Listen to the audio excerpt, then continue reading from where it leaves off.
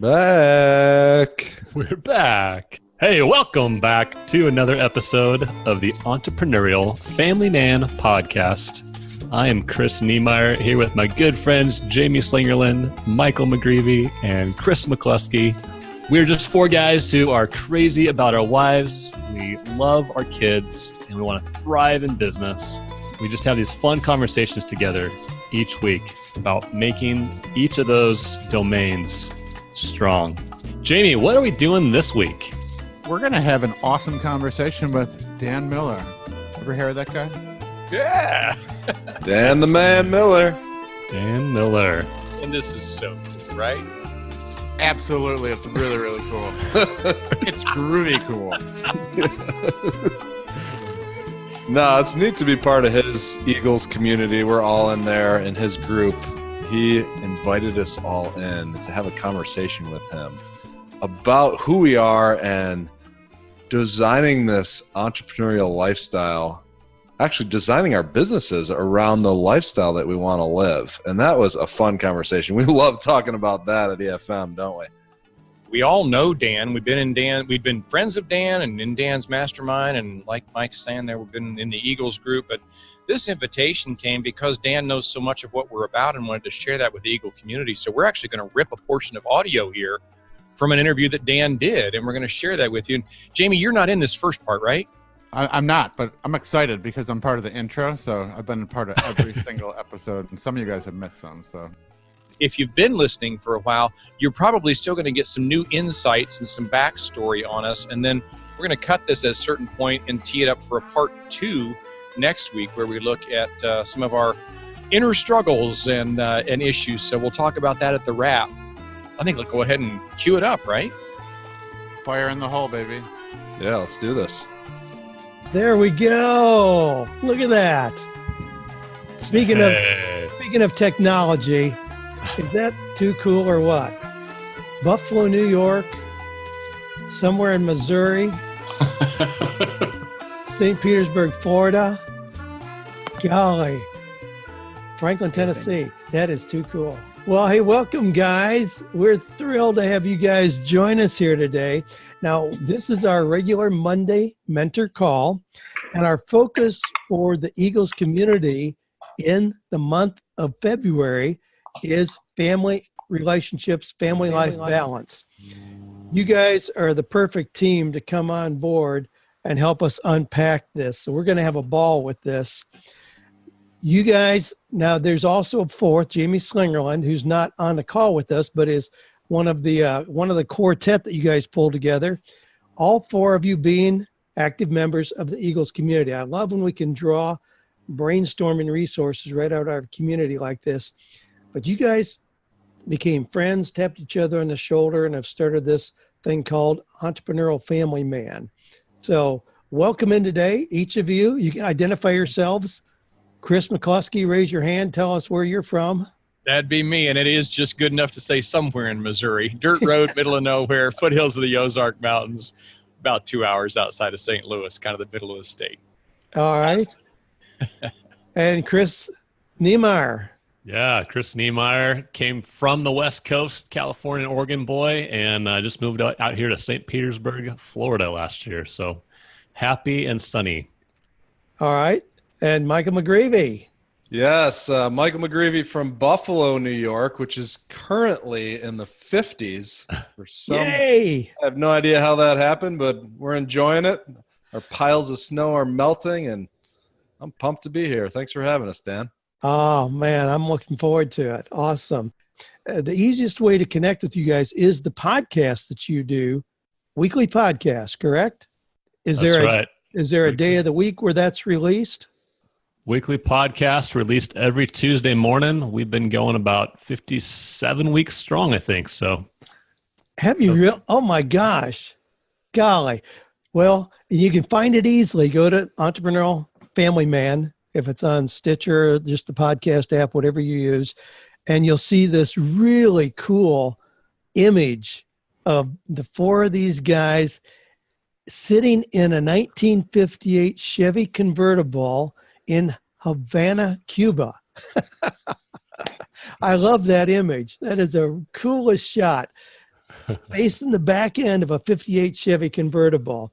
And there were a bunch of us who went to Cuba not too long ago. And it really is kind of indicative of what you guys are all about. Being entrepreneurs gives us the freedom to make those spontaneous decisions. I know the three of you are, well, let's see, Jamie and Chris just did a cruise that came about really quickly.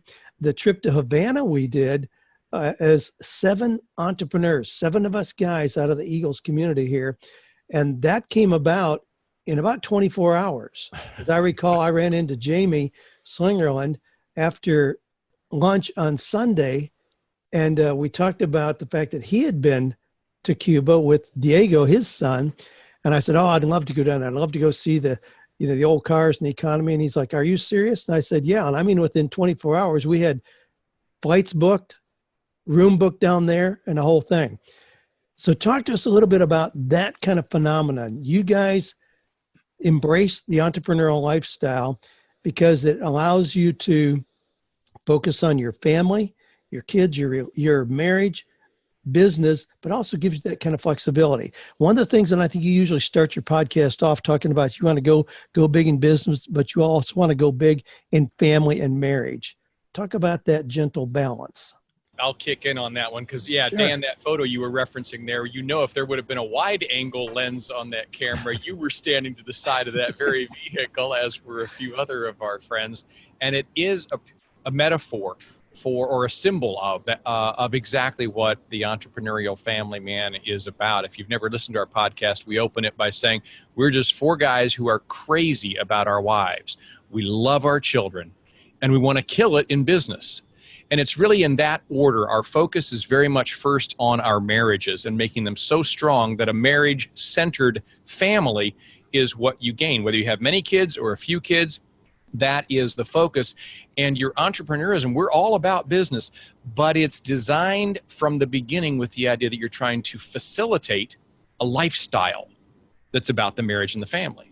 Not what I think most people wind up with by default, which is we go to school in order to get good jobs and go out and make a living in order to pay the bills. And then we try to cram the life that we'd love to have into wherever they tell us we have to live, whatever work schedule we have to go by, whatever income ceiling we begin to bang our heads on. So we've got these dreams and visions, but we're trying to shoehorn them in to a business or career lifestyle, career demand that just doesn't accommodate what you just described with how Cuba came about, this cruise. Actually, the 3 guys, Jamie and Chris and Michael, are coming out here to our little dirt road in 1 month from now for another just spontaneous, hey, let's get together out at McCluskey's place. That is evidence of a lifestyle that is facilitated by the kinds of businesses we've designed and the very way we designed those businesses. So that's really what the podcast is about. How do you do that? How do you create a business that will enable a lifestyle? Well, this really segues into my next question for you guys. And that is, you talk a lot about being as intentional about your marriage and family as you are your business. Now, we're in this community. All of us have some kind of a business that we're growing. And we all want to kill it in business, as you so aptly described.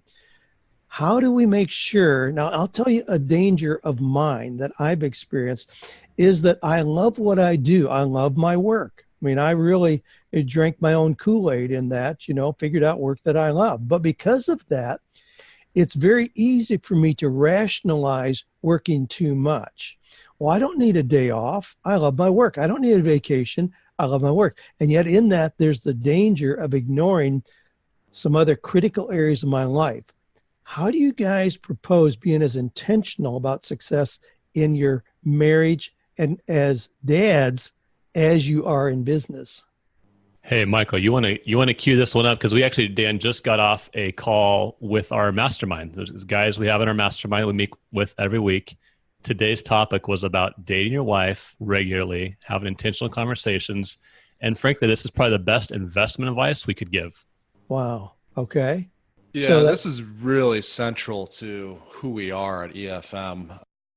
What I've recognized personally is I can only enjoy my life and the things that I'm doing so much if things at home aren't where I want them to be or where I hope them to be. So I know that an investment in my marriage is really my main focus. So if I'm going off on these adventures to Cuba or doing all these fun things and making a ton of money, if things aren't where I need them to be at home, it's really, I'm just not going to enjoy them to the level that I should. And that's just not going to work with what my values are.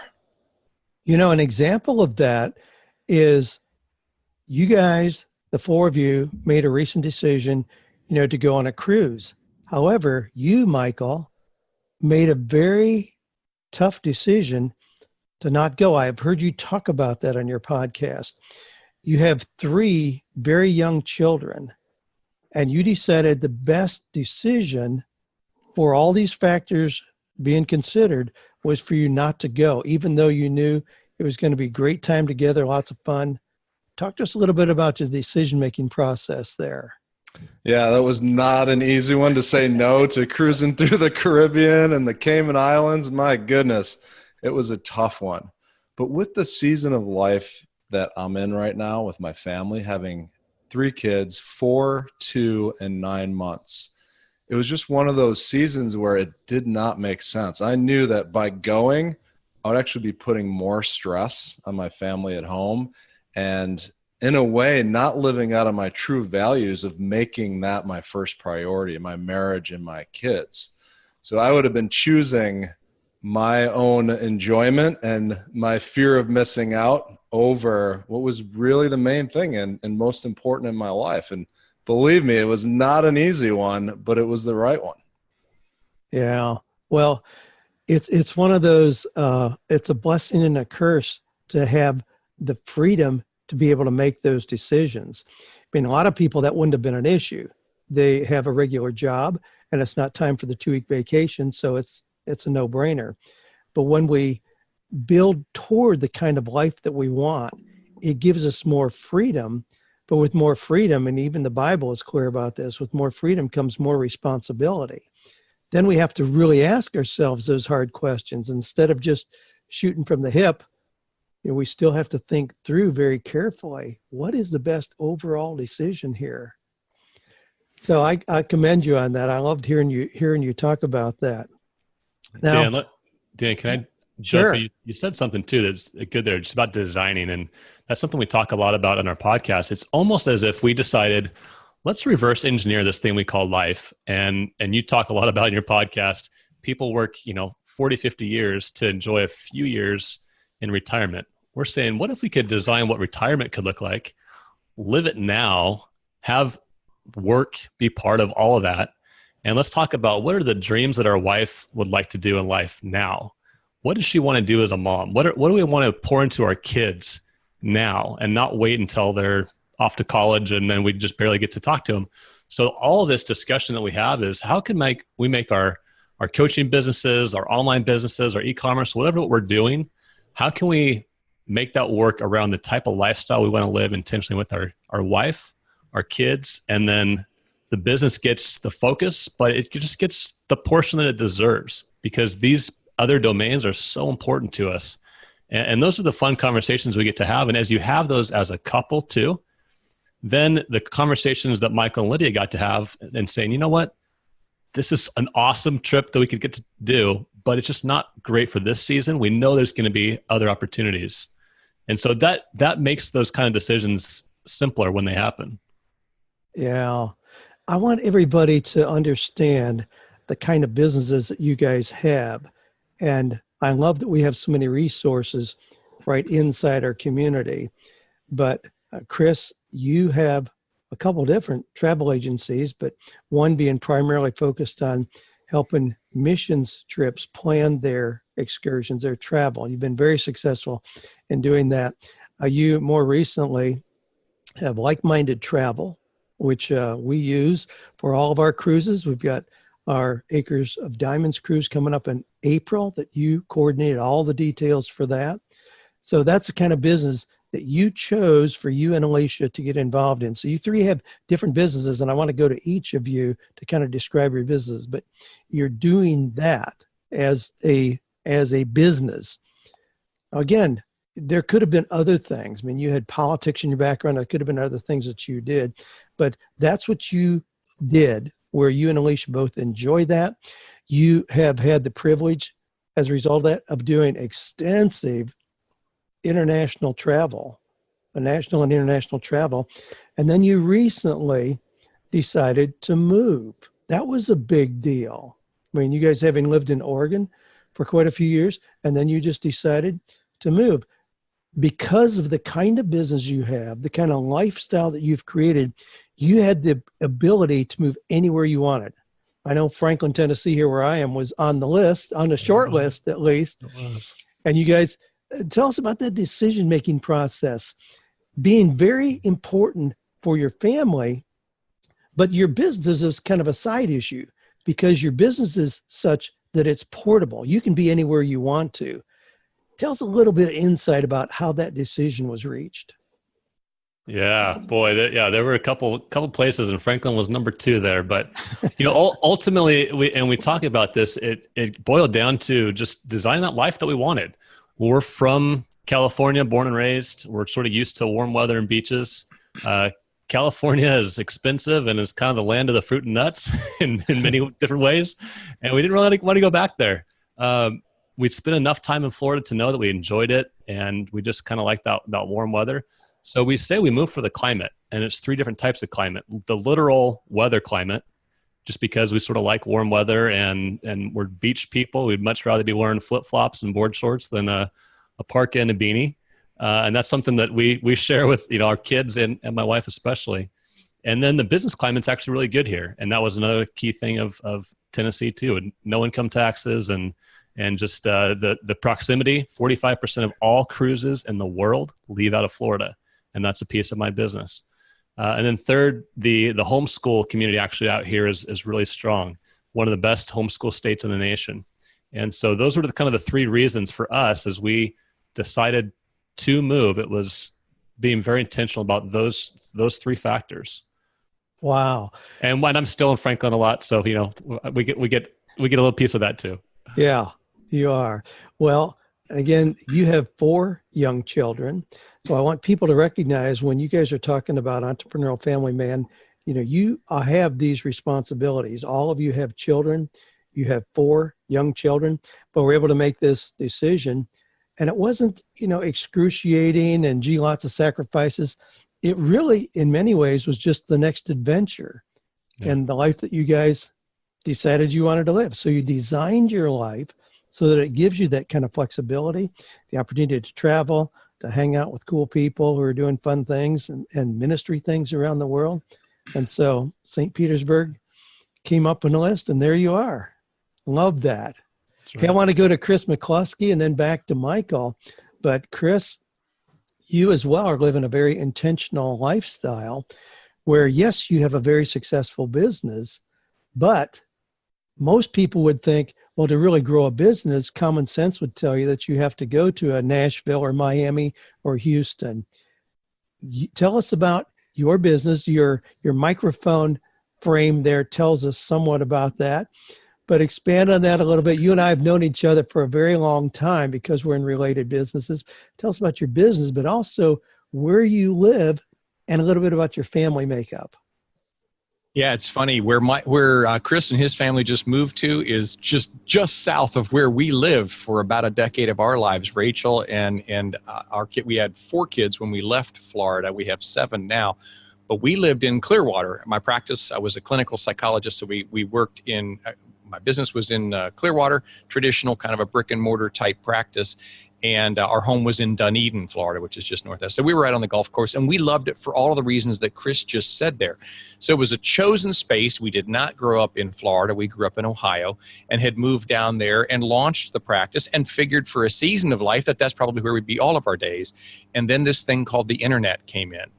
And so 20 years ago, I saw pieces of, nobody could see what the internet was going to do, but I saw pieces of what it could make possible in terms of entrepreneurism and a thing that's beginning to be called now lifestyle entrepreneurism.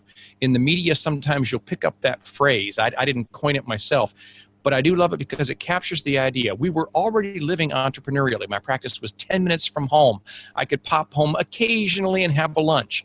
But basically, although I was my own business owner, I still left home as the kids were getting up in the morning, and they waved bye-bye at the window as Daddy drove away 10 minutes down the road. But then dinner would still be hot when I came home at night. 5 days a week, sometimes half of a Saturday. That was the traditional model. And Rachel and I began looking at homeschooling. And it was there in that huge lifestyle decision. Ooh, wait, we could be portable. The whole world could become our classroom. Except Dad's tied to that office. And that's why when the internet began to be, you've got mail, and those little experimental AOL discs we got, I realized, wait, there's this whole new thing called coaching. And I could do that via telephone and connection with the internet. That means we could live anywhere. What if I built a business similar to counseling, but it's online, not with fragile people? I can work at distance. Gee, we could live anywhere. And so, yeah, we're on this little dirt road, 440 acres out in the country on the family farm. And that's where our kids have now. Tomorrow was my 55th birthday. So I become a senior citizen tomorrow. But for 20 years, we've lived here and raised and now launched those kids out into the lifestyle entrepreneurism for themselves. And go a little farther with that. You alluded to it, but you're talking extended family. On that 440 acres, we've got your mom and dad. Right. Yep. They live across.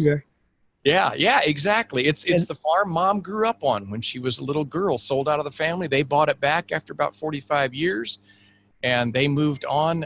My sister and her husband live up we can see their house. It's about a quarter of a mile from us up the dirt road. And then my brother and his wife are across the pond about an eighth of a mile in another direction. So we're not on top of each other. And those are the homes you can see. You've got this big compound where you're all living, and it really is isolated. I mean, it's not like you're on a main drag or close to a big town. And how many children are represented there now in this third generation? Yeah, like Amish turned capitalist kids. We did not grow up in a large family. There was just the three siblings, myself and my two siblings. But we wound up falling in love with the idea of a large family and homeschooling, and also we have 7 kids. My sister has 7 kids. My brother has 6 kids. So there's 20 children. We got our baseball teams out here. 20 kids have grown up out here. We're bordered on 2 sides by portions of the Mark Twain National Forest. So it's very, very quiet. The stars, you can almost touch them. Wild game all around. Well, it speaks to this idea that you are very intentional about family, because there are a lot of things, if business were the primary focus, that would be counterindicated by making some of the decisions that you've made. But it's clear family, marriage are more important. Business can work, but it's a component of the life you want to live. Now, comment on, as your mic there so clearly says, you are the founder of Professional Christian Coaching, PCCI. Tell us a little bit about that. Lots of people in our community are coaches. There's lots of people in the Eagles community who are part of your organization. That's right. Yeah, we cross-pollinate each other quite a bit here. Dan and I have a friendship that goes back probably close to 15 years or so. We met serving on a board in the Christian counseling world because we were some of the leading voices in the coaching world. So I run Professional Christian Coaching Institute. That is the world's largest distinctly Christian coach training school. We're fully aligned with the International Coach Federation. We have trained and launched more than 4,000 coaches that are ICF certifiable and all areas of specialization all over the globe, more than 40 countries that we train in, all live in real time, but virtual via distance. We don't do physical location kind of training. Right. So this is just our podcast, Professional Christian Coaching Today. We do a weekly podcast there. Kim Avery, who's part of this Eagles community here and one of the mentors, and Kim, got good friendship and relationship there. We do a podcast weekly there. All right. Well, we appreciate your work and your leadership in that arena.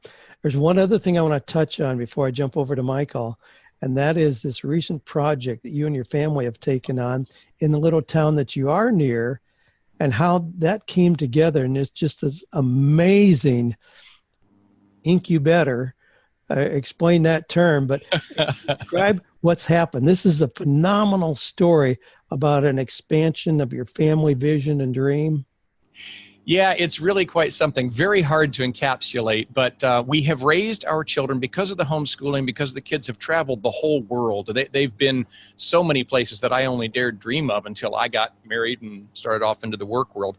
That's how they've grown up. So they have a very world focused mindset, and they are just they've been dipped in entrepreneurism. So all of them still are college bound and value education, but they don't want to have anything but lifestyle entrepreneurism.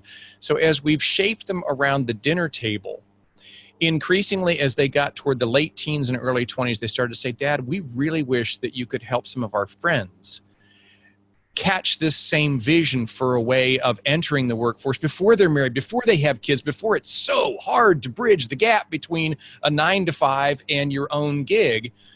Do you suppose we could build a building here on the farm somewhere? Could we do some kind of a like you do with PCCI, except physical, and have the kids come? Well, the farm is it's too far away from town for kids to come out here on the dirt road. The nearest town to us of any size, about 20,000 people or so, is about half an hour north of us. So we started looking at properties there, and Dan's right. Over a very short period of time, in an amazing series of things that are only God, we have purchased a Civil War era church, about 10,000 square feet, 3 floors, big sanctuary area, literal sanctuary, but we've turned it into an events center, and we'll host about 100 people there. It has a cafe, a commercial kitchen, a rear conference area. The lower portion is all going to be built out for video and audio, not just conferencing, but studios where we can actually have kids who are launching YouTube channels and other kinds of things utilizing technology to build those businesses. And then the upper floor is all to be an art studio. The kids call it the Phantom's Lair. So that's the main building. We then bought a Victorian house that's catty corner on the same block. It's got a series of 5 cottages around it, little tiny houses, each 400 square feet, different businesses there. And we're in the process right now of purchasing yet another building on that same block. It's like Monopoly board here. It's a complex. It's got 4 different apartments. So housing as these young persons launch their businesses, capitalizing on the internet, they can stay in a community that is very, very conducive, and all the resources and supplies and support team and everything are right there, literally out their back door or side door. You know, that's such an amazing story. So you have 7 children, and I know you also, and this is an issue that sometime we might unpack further, but you know, there's a danger as entrepreneurs to kind of expect our children just to kind of walk in our shoes, as there is generational expectation in any industry. You know, a mom who's a teacher, often there's kind of the implied expectation that the daughter is a teacher, or dad's a doctor. Gee, the son ought to be a doctor, or attorney, or whatever. So we know that there's that temptation that we kind of create this artificial expectation for our kids. So, but you've created this space where they have the ability, they have the opportunity to explore entrepreneurial things. It may be a stepping stone to something else. They may go on to something else. But not only did you create a space for your children, this amazing little village that you guys are developing, but your children also had the desire to open up their world to peers of their own, which I think is a beautiful testimony to how they value the life that you guys have opened them up to. Anyway, it just, yeah. It's a really good point, and I'll plug in at least one of the elements of that, because we would support the kids in anything they did, including, of course, becoming an employee. Anything is great as long as it's respectable work. We absolutely affirm that. But from the time they're like 12, 13, 14, 15 years of age, they're already experimenting with entrepreneurial things. You start to make money at that age from things, well, you're a testimony to that. You're hooked, you know, and the thought of trading your time for money and becoming somebody else's puppet on their schedule and all becomes less and less attractive. So yeah, they got hooked, and that's why they love their friends. They want their friends to be at least considering there are other ways to make a living in the world than what 91% of all people do, which is traditional employment. Yeah.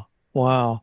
Well, I love that whole setup. I wanted our listeners and people in the Eagles community to understand you guys are not clones of each other. You're doing very different kinds of things.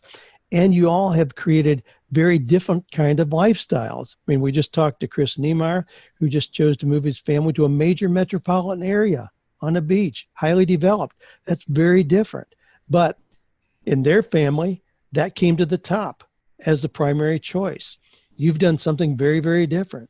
It has an amazing results. We want to really emphasize to our listening members, it's not one size fits all. Well, that was like the best interview that I've ever heard you guys do. And I wasn't even a part of it. So Wait a minute. I don't think there's a connection there, do you? Oh, that was great. Great to do. I mean, Dan, New York Times bestselling author of 48 Days to the Work You Love. And we get to talk about designing our business around the lifestyle we want to live. Kind of a twist on that. And so it was just a fun conversation to have together. Yeah, I think we're just getting started here too. We have something else. Next week, we go even deeper. Yeah, and next week's episode is so much better because I get to share on it. Oh, that's right. Yeah. Remember at the beginning I said that I was batting 1,000, that I've never missed an episode? Liar! You know that Princess Bride? that Irish one where you and McCluskey were doing like the river dance and drinking Guinness on? I wasn't on that episode, so. Wasn't that one of our most downloaded too? It was the most fun. I do believe that was the most important one. Everybody loves the Irish. Aye, that they do. Well, I am 54% Irish, and you guys left me out. So, are you guys more than 54% Irish, McCluskey? You know, probably with the McCluskey, we're Scotch-Irish, but yeah, there's quite a bit of it flowing through my veins. Yeah, I still have to take the test, but I've been told I'm 100% Irish. Ooh, wow. Yeah. Thank you for listening to the Entrepreneurial Family Man Podcast. Visit efmlife.com to connect with us and others like you who are pursuing success in enterprise, family, and marriage.